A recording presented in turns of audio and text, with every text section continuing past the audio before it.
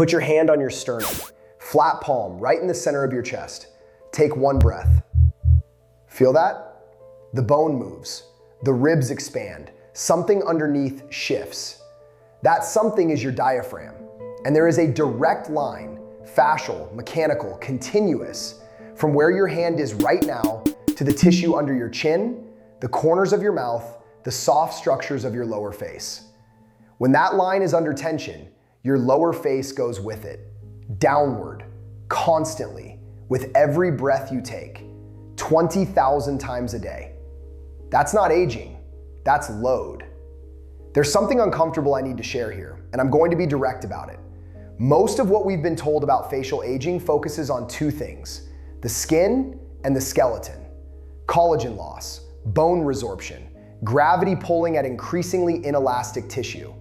These things are real, but they don't explain why two people the same age, with similar genetics, similar sun exposure, similar weight history, can look so different at 63. One carries her face, the other's face carries her. The difference is often somewhere no esthetician has ever looked. It's in the chest. I see this pattern more than almost any other in clinical practice. Someone comes in, she's been diligent, retinol for 3 years, SPF every single day, facial massage twice a week. She's done the things. And she looks in the mirror and still sees that softening along the jaw, that heaviness below the mouth. And she can't understand why nothing has moved it. The first thing I do, before I look at her face at all, is watch her breathe.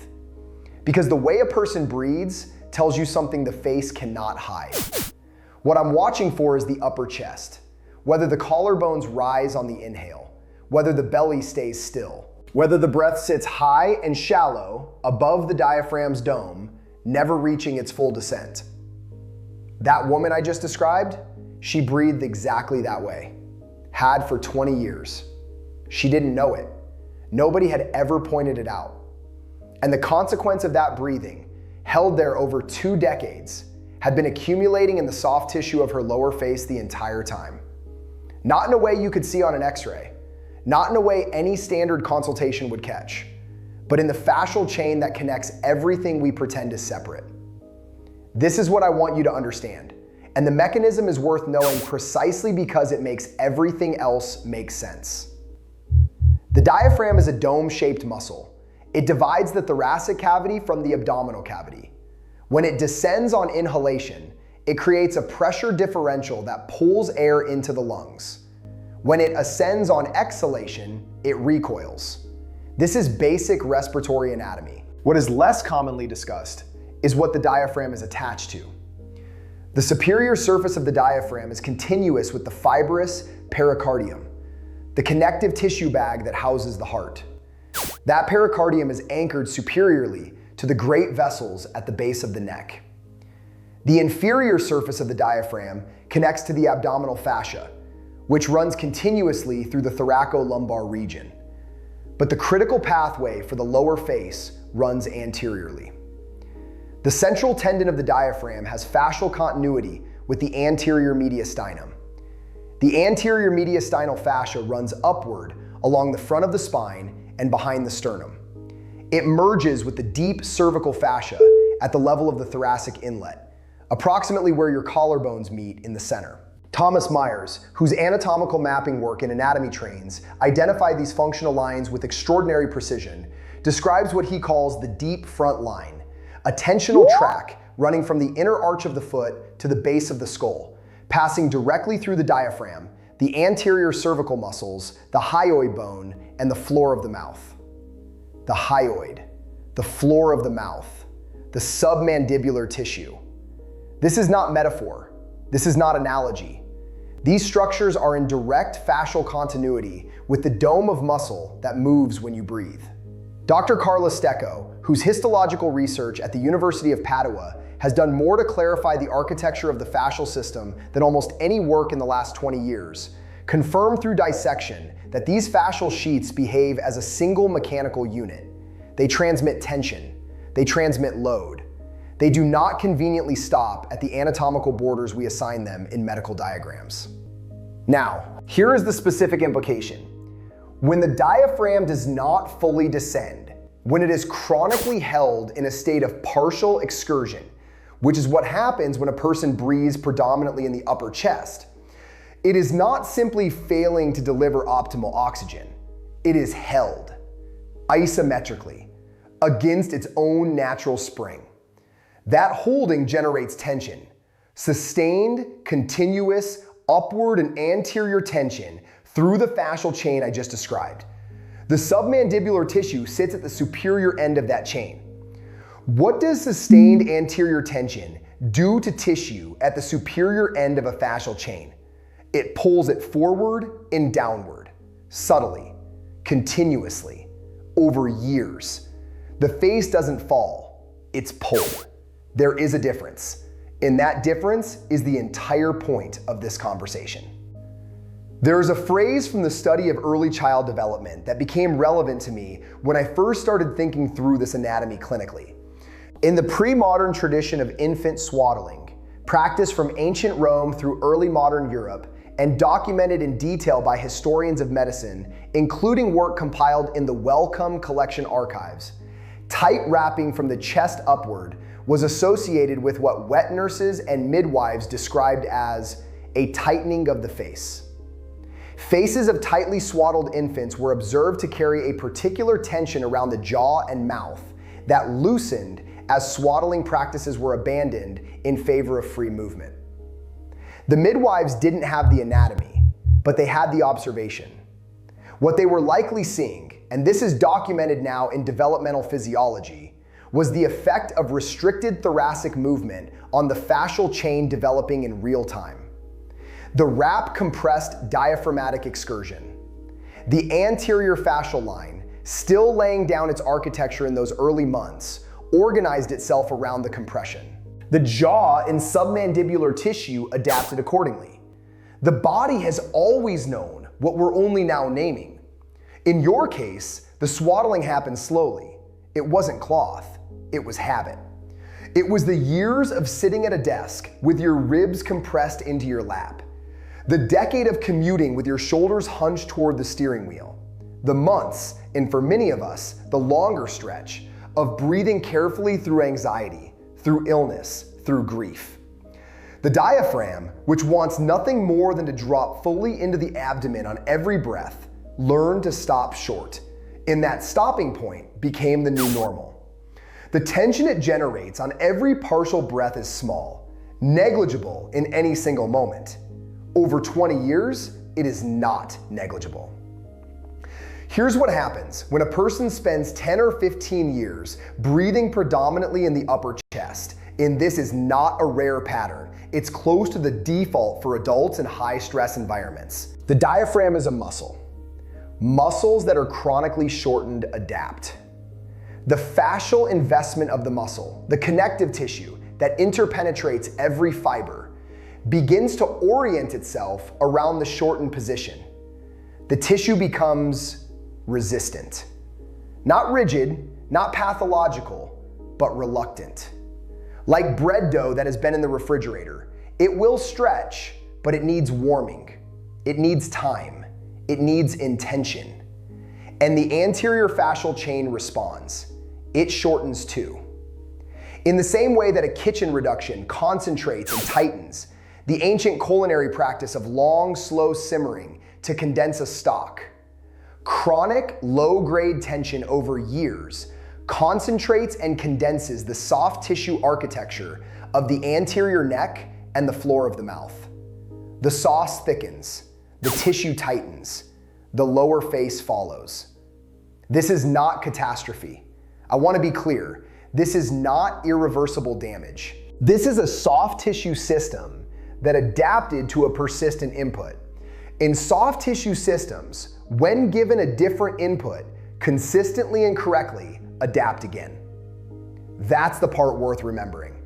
The 2-minute diaphragm release I'm going to walk you through is not a breathing exercise in the conventional sense. I want to draw a line between this and what most people mean when they say diaphragmatic breathing. Most diaphragmatic breathing instructions focus on outcome. Let your belly rise. The belly rising is downstream, of the diaphragm descending. It's a useful proxy, but it's not the thing itself. What we're doing here is releasing the fascial restriction that prevents full diaphragmatic descent. The guiding principle is this: you cannot force the diaphragm down. You can only create the conditions in which it wants to. Everything in the protocol follows from that principle. Start in a position that unloads the anterior fascial chain. Lie on your back. Place a folded towel or small pillow under your mid-thoracic spine, roughly at the level of your shoulder blades. Not under your neck, not under your lower back, mid-thoracic. The effect is a gentle extension of the thoracic curve, which creates slack in the anterior chain from the sternum toward the throat.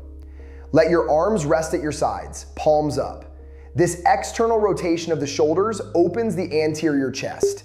The clavipectoral fascia, which connects to the anterior cervical fascia above, relaxes incrementally. Now, one hand on the lower sternum, fingertips of the other hand at the base of the throat, just above the sternal notch. Breathe in through your nose, slow, not forceful. The intention is not to push air in. It's to create space for the diaphragm to fill. Think of it less as an inhale and more as an invitation. On the exhale, and this is the key, let the lower sternum hands sink, not pressed, not pushed, sink. Follow the movement as the rib cage releases. Don't help the exhale happen faster than it wants to. After the exhale is complete, wait. Don't inhale immediately. In that post-exhale pause, which your nervous system will find slightly uncomfortable at first, the diaphragm is at its highest ascent point. The fascia above it has been gently tugged upward. Hold the pause for 3 to 5 seconds. Then let the inhale come. On the next inhale, something in the mid-thoracic region often shifts. Not dramatically, not with a pop or a crack, more like a small settling, a slight sense of expansion that wasn't there before. That is the diaphragm reaching past its habitual stopping point. Repeat this for 8 to 10 breath cycles. At a relaxed pace, roughly 4 to 5 seconds per phase. This takes between 90 seconds and 2.5 minutes. Do it once in the morning and once before sleep.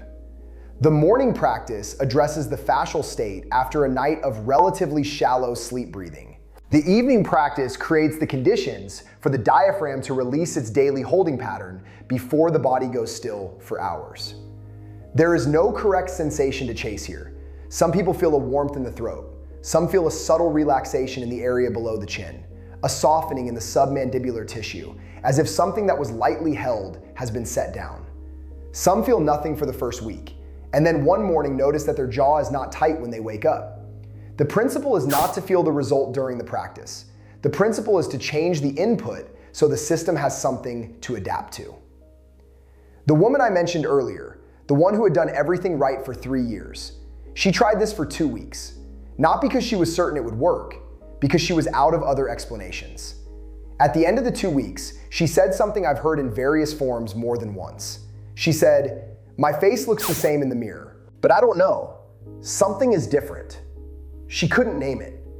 She pulled at her jaw a little, looked sideways. There's less dragging. Does that make sense?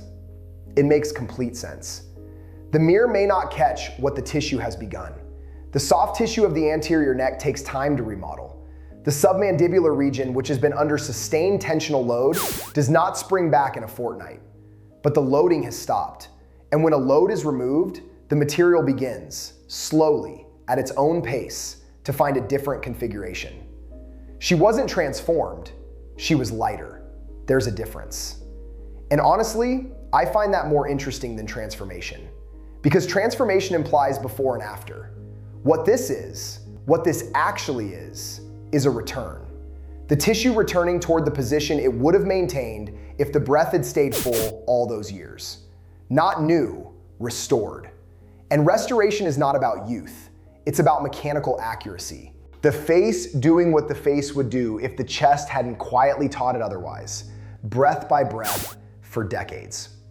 That's a more complicated story than 2 minutes and you look younger.